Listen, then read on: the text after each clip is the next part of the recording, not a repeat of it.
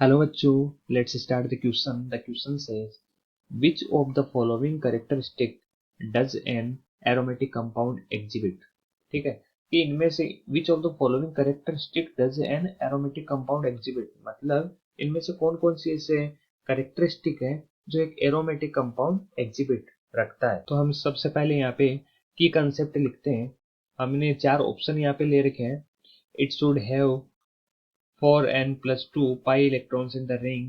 Second option है, B option है, it should be planar and conjugated. C option है, it should have 4n pi electron in the ring. और fourth option है, D option है, it should possess high resonance energy. ठीक है, तो हम सबसे पहले की कंसेप्ट लिखते हैं यहाँ पे।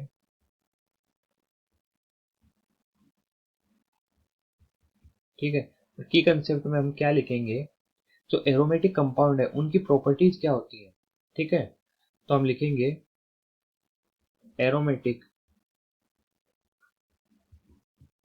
Compounds possess following properties।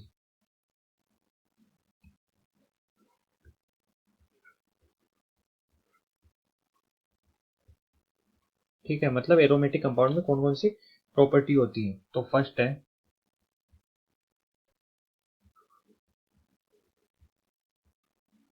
Aromatic compounds are cyclic, मतलब ये साइक्लिक नेचर के होते हैं। दूसरा क्या होते हैं, ये जो एरोमेटिक कंपाउंड होते हैं ये प्लेनर होते हैं, प्लेनर इन नेचर। और प्लेनर इन नेचर का मतलब क्या होता है, इसके जो कार्बन होते हैं वो क्या होते हैं, sp2 हाइब्रिडाइज्ड होते हैं, हाइब्रिडाइज्ड कार्बन। जितने भी इसके कार्बन होते हैं एरोमेटिक कंपाउंड के वो क्या होते हैं, sp2 हाइब्रिडाइज्ड होते हैं, इसलिए हम उनको, मतलब ये उनकी प्रॉपर्टीज है। तो दो प्रॉपर्टी हमने देख ली। थर्ड क्या होती है इसमें, cyclic delocalisation,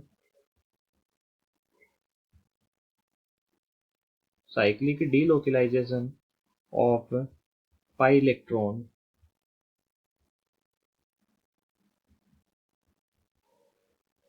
pi electron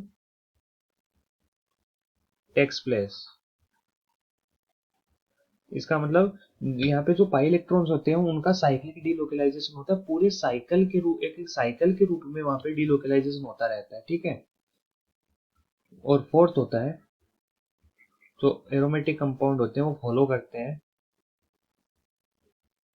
हक्कल rule, follow Huckel rule, that is aromatic compound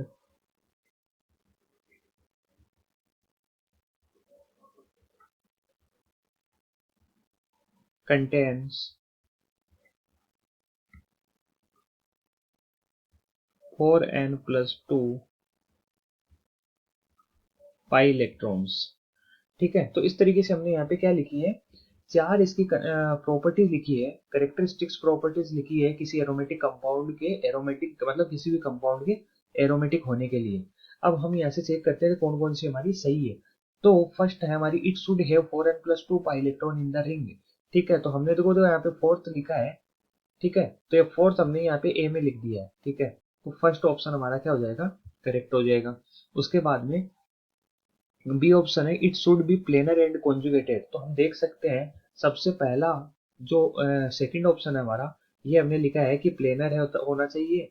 और थर्ड में हमने क्या लिखा है, cyclic delocalisation of pi electrons होना चाहिए। इसका मतलब वो कॉन्जुगेशन में होंगे तभी तो उनका डीलोकलाइजेशन होगा। तो सेकंड और जो थर्ड ऑप्शन है वो हमने किस में ले लिए, बी ऑप्शन में। इसका मतलब हमारा ऑप्शन बी भी करेक्ट होगा। फिर थर्ड ऑप्शन जो सी ऑप्शन है, इसमें क्या लिखा हुआ है, it should have 4n pi electron in the ring.